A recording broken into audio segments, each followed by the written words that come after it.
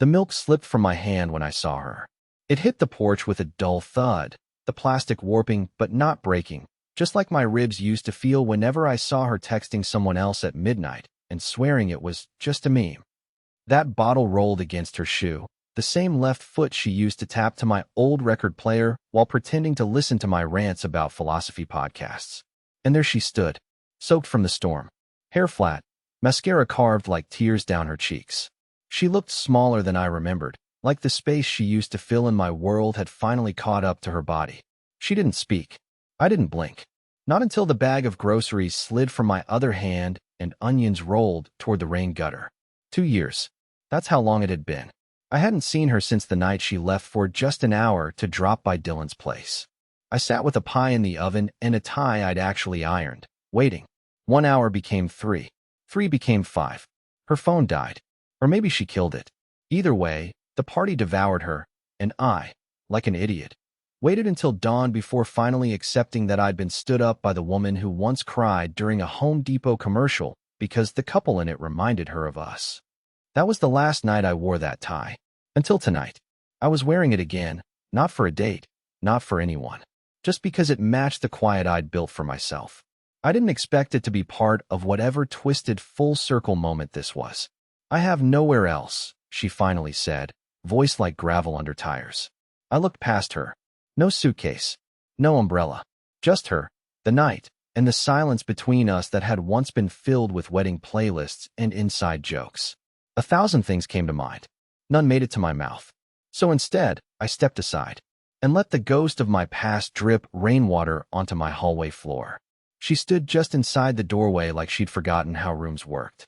I didn't rush to hang her coat or offer her a towel, not out of spite, but because I didn't know who this version of her was yet, and I wasn't sure if she deserved warmth or the cold. The silence between us was thick, almost visible, like steam rising from a kettle seconds before it screams. She glanced around slowly, as if trying to remember what parts of her still lived in my walls.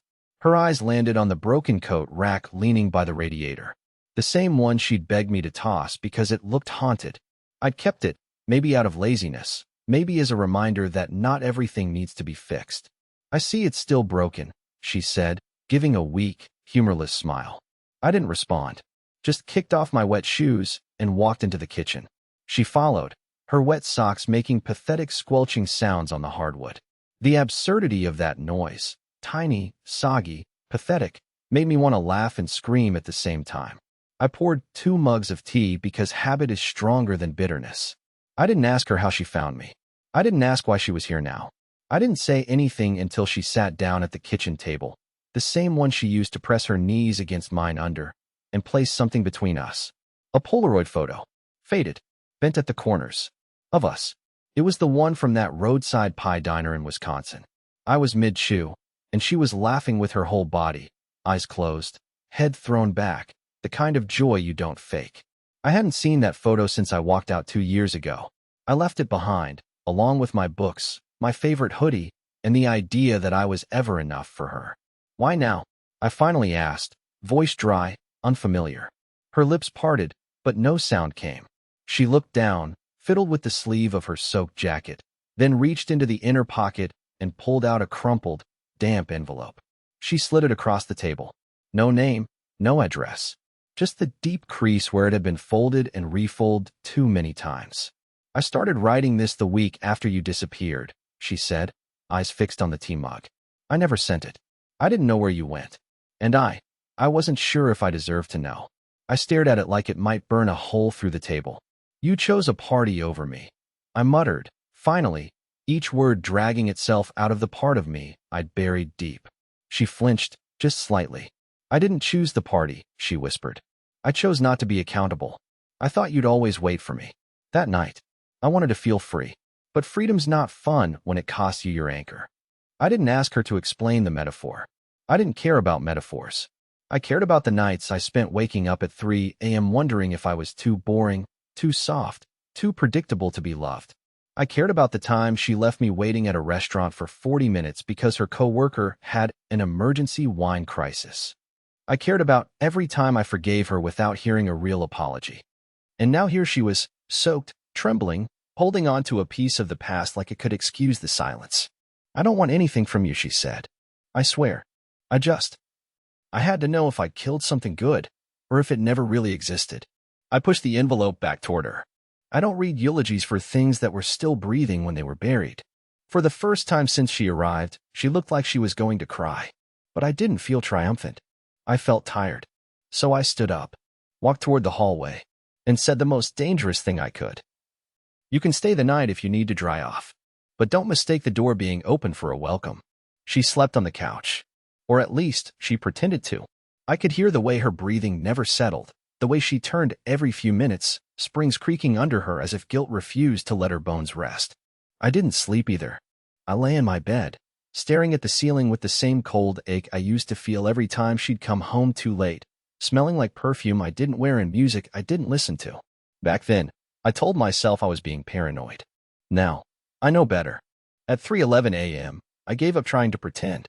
I got up, crept into the hallway, and saw her shadow curled beneath a blanket on the couch. The envelope sat on the coffee table, unopened. Temptation danced at the edges of my conscience. I should have tossed it into the fireplace. I should have poured tea over it. But instead, like a moth to a flame, I picked it up and walked back to the kitchen. It was thick, several folded pages inside. Not typed, not neat. Just raw handwriting that looked rushed in places and hesitant in others.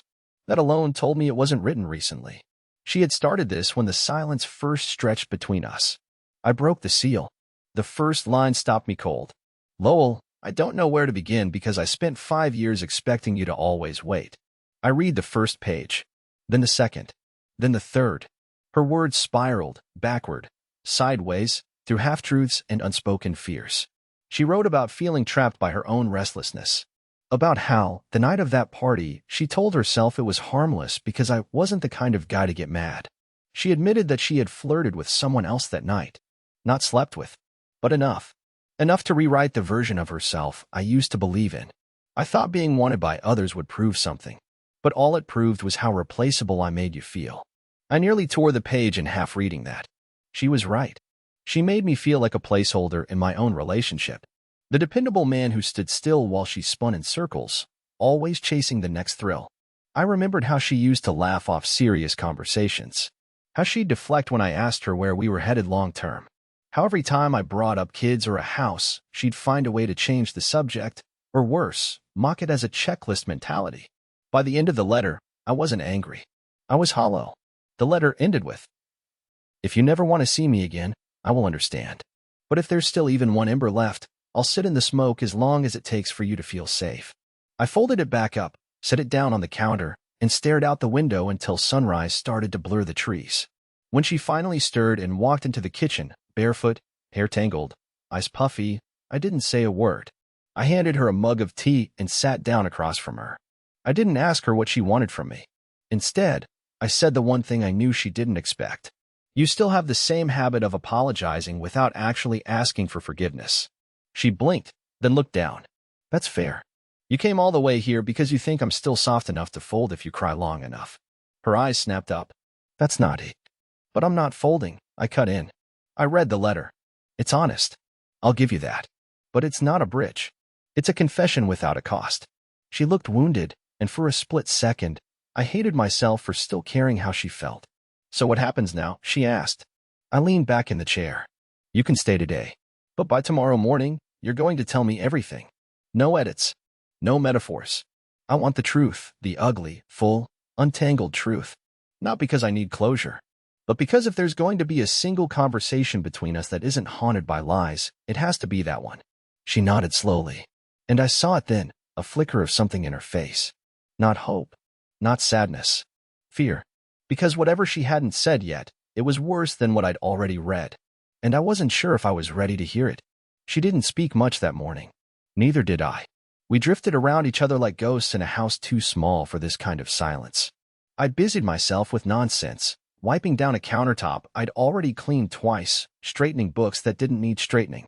She sat on the edge of the couch with her knees pulled to her chest, her eyes tracking the dust in the air like each particle had a secret. Around noon, I asked her if she was ready. She didn't answer. So I told her we'd do it in pieces. No rehearsed speech. No crying performances. Just one truth at a time. She agreed. We sat at the kitchen table, the same one where we used to plan road trips and eat burnt pancakes. She started talking, slowly at first, like peeling off a bandage she thought might still protect something beneath. She admitted to more than the party. There were other nights, other almosts. Some kisses she didn't count. Some messages she deleted before she came home. She claimed nothing went too far, but honestly, what even is too far when trust is already bleeding out on the floor? I asked her why she kept coming back to me if she was constantly chasing excitement elsewhere. Her answer? Because you were safe. I let out a sound. Not quite a laugh. Not quite a groan. Just a raw, involuntary noise that came from the place between heartbreak and disgust. I wasn't a seatbelt, I said. I was a person. She nodded. But it wasn't remorseful, it was more like she was bracing herself. And that's when I realized there was something else. Something worse. Something she hadn't written in the letter, hadn't hinted at, hadn't found the courage to say. It sat behind her eyes like a storm behind glass. Just say it, I told her. Whatever you've been dodging. Say it. She looked down at her hands, twisting her fingers until her knuckles turned white. There was one person, she said. It was more than flirting. My throat went dry. When? She didn't answer. Brenna. When? She finally looked at me. 6 months before you left. The room went silent. My breath stalled in my chest. You lied to me for 6 months? I said, my voice tight, sharp, but quieter than I expected. I didn't know how to fix it, she whispered. I thought if I buried it deep enough, if I focused on us, I could make it disappear. You don't make things disappear by lying, I said. You just delay the damage. You prolong the collapse. And then came the worst part. It wasn't a stranger, she added. It was someone you knew. The world tilted. I got up, walked to the sink, gripped the edge of it so hard my fingers ached. I didn't want to ask who. I didn't want to know. But I also could not know. I turned around slowly. Say the name. She looked like she was trying to disappear into the chair. Paxton. I blinked. My chest caved in. Paxton. My friend. My best friend. The guy I once helped move after his breakup. The guy who showed up drunk on my birthday just to shout a toast so bad it made people cringe, and I still hugged him. He'd been to our place. Slept on our couch. Eaten the food I cooked. I couldn't speak. Lowell, it happened once, she said, desperately. We were drunk. I was angry. You just missed our weekend trip because of work. Don't you dare make this about me, I snapped. Don't turn your betrayal into a consequence of my job. She flinched. I'm sorry. You don't get to apologize and rewind 2 years of pretending, I said. You looked me in the eyes, told me you loved me, while lying the entire time. And now you stand here, expecting what? Forgiveness? Closure? A second chance? I don't expect anything, she whispered. But I needed you to know. Even if it cost me everything. I stared at her, my mind unraveling. She had destroyed the one person in the world who would have waited forever for her. And now, for the first time since she arrived, I saw what she really looked like, not just sad or regretful, but empty. Like whatever she'd done had finally caught up to her, and the wreckage was all she had left to live in. And me? I was still here, still standing, still breathing, but no longer broken, just done. I didn't kick her out right away. Not because I was feeling merciful or because I still loved her, though maybe some ghost of that love still lingered in the shadows. No. I let her stay because part of me needed to see how she carried the truth once it was exposed. Whether she'd scramble to rebuild her image or finally admit there was nothing left to save. I needed to see if she'd try to twist this into a half-redemption story, or if she'd sit in the ruins and accept what she'd done. That evening, she offered to cook dinner. It was absurd. Completely ridiculous.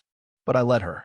I sat at the counter and watched as she pulled vegetables from the fridge, her hands trembling slightly as she chopped.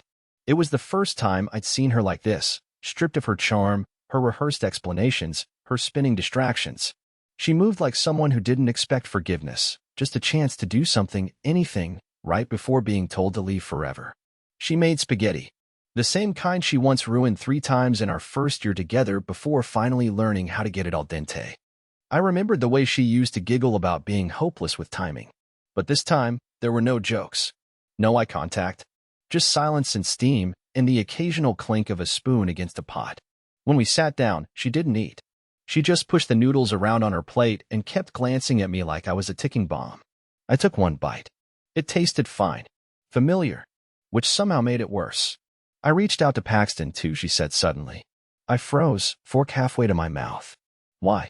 I needed to know if he felt anything, if it meant anything to him. I laughed, quiet and bitter. And what did he say? That he loved you? That it was a mistake? That I was always too boring to notice what was right in front of me? She shook her head slowly. He said he didn't even remember most of it. That he was drunk. That it was just a thing that happened. He called it meaningless. I swallowed the bile rising in my throat. You burned down our entire future for something he doesn't even remember? I didn't think it would unravel everything, she said, almost pleading. I thought I could bury it, pretend it didn't change things. But it did. You started pulling away after that. I slammed my hand against the table, not hard enough to break anything, but enough to startle her. I pulled away because you made me feel like a stranger in my own life. Because every time I asked you what was wrong, you smiled and said nothing. And I believed you, Brenna. I believed you even when everything in me was screaming that something was off. Tears welled in her eyes, but I wasn't moved. Not this time. I wanted to believe I was enough, I continued. But you kept setting fires behind me and acting surprised when I smelled the smoke. We sat there, the food untouched, the air between us thick with the taste of every unspoken regret. I didn't come here hoping you'd take me back, she said after a while. I came because I couldn't carry it anymore. The guilt, the silence, the way I told people we just grew apart. It wasn't true. I broke you. I know that now. And I wanted to face what I did, not hide behind stories. I believed her. That's the worst part. I believed her. But it didn't matter. Because belief doesn't rebuild shattered foundations. It doesn't erase the image of your fiancée tangled up with the one person you trusted outside of her. It doesn't fix the fact that I spent 2 years wondering if I was just too average to be chosen. You need to leave, I said quietly, staring at the wall behind her. Not tomorrow. Not in an hour. Now. She didn't argue. She didn't cry or beg. She just nodded, got up, picked up her coat. At the door, she turned around. I know I don't deserve it, but I hope someday you find someone who never makes you doubt that you matter. I didn't respond. I couldn't. I was too busy holding in the hurricane behind my teeth. Then she was gone, and I was alone again. But this time, the silence felt different. Like peace. The quiet that followed wasn't the kind I expected. It didn't feel victorious or freeing. It was heavier, thicker, like walking through fog with soaked clothes clinging to your skin. I stood in the hallway for a while after the door shut behind her, not moving, just listening, to the wind outside, to the echo of her footsteps vanishing down the street, to the throb in my temples that came with every unsaid word I'd swallowed over the last 48 hours. I told myself I had done the right thing, that sending her away was a kind of closure. But my hands wouldn't stop shaking. My chest wouldn't let go of that awful pressure. I was furious, yes, but underneath the fury was something colder. A resignation. That I had once given someone everything, and they hadn't even noticed it was rare. I tried distracting myself, cleaning, scrubbing dishes that didn't need scrubbing, folding laundry that had already been folded. But nothing worked. Everything in the house reminded me of her. The chipped mug she used to joke was cursed. The corner of the couch where she used to nap with one arm over her face. Even the hallway mirror, the one she once danced in front of, barefoot, humming badly off-key, felt like it was staring back at me with judgment. Then, my phone buzzed. Once. Twice. Then 6 more times in rapid succession.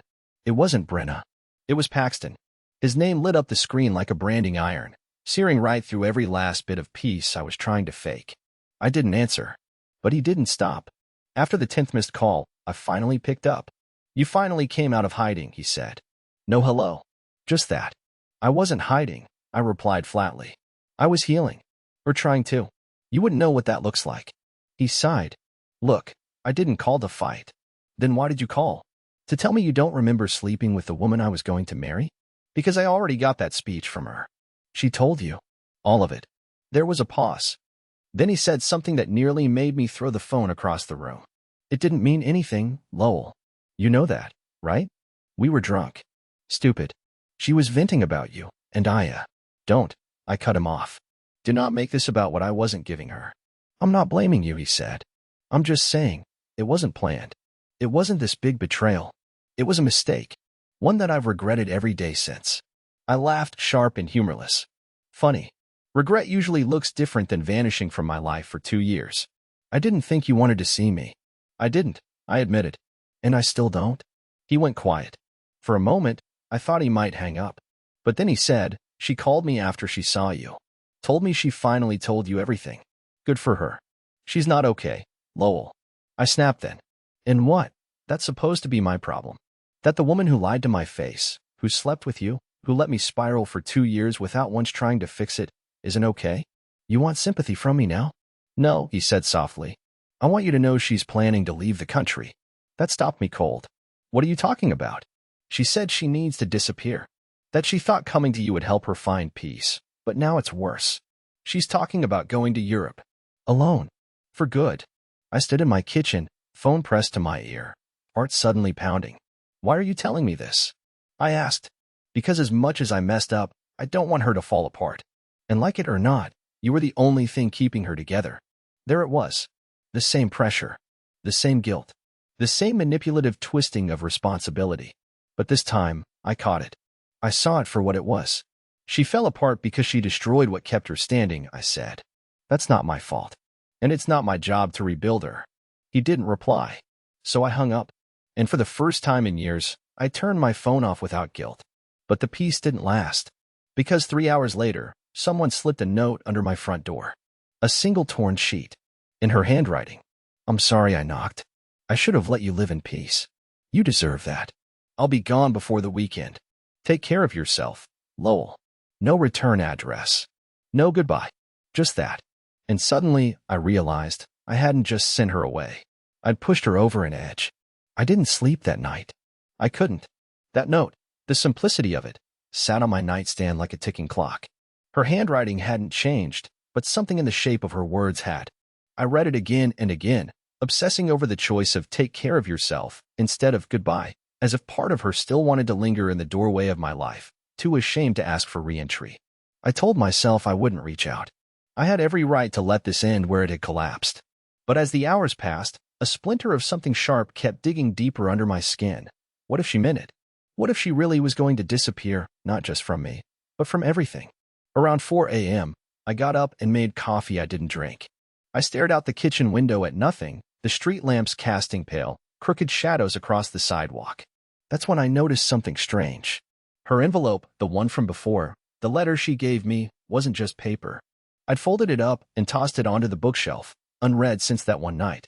But now I saw the corner of something else peeking from the inner fold. Not another page. A tiny paper square. I pulled it out.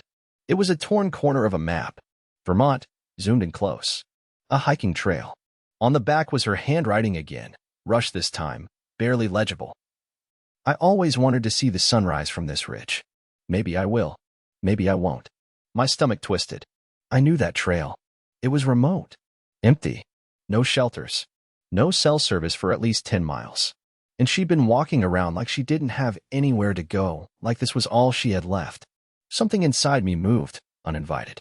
I hated that I cared, but I still pulled on my boots. By sunrise, I was driving out of town with that stupid map fragment on my dashboard and the coldest pit in my gut. The trailhead was quiet. No cars in the lot. Fog hugged the edges of the woods like a warning. I parked and stared up at the long stretch of wilderness ahead, trying to convince myself this wasn't my responsibility. That if she had truly meant what she wrote, this wasn't about me. But my feet moved anyway. The trail wasn't easy. The rocks were slick from rain, the incline sharper than I remembered. I climbed for nearly an hour, every step laced with questions I didn't want answers to.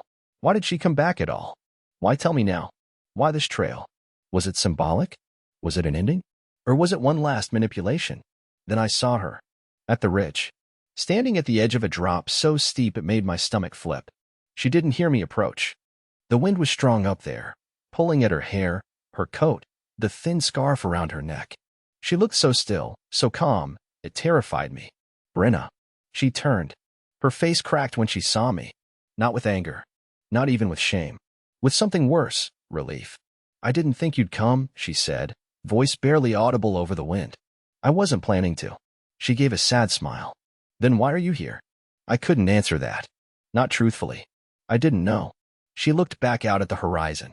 The sun had just started to rise, casting gold streaks over the tops of the trees below. It should have been beautiful. Instead, it felt apocalyptic. I came here once, she said. Years ago. Before I met you. I remember standing here and thinking, this would be a peaceful place to disappear.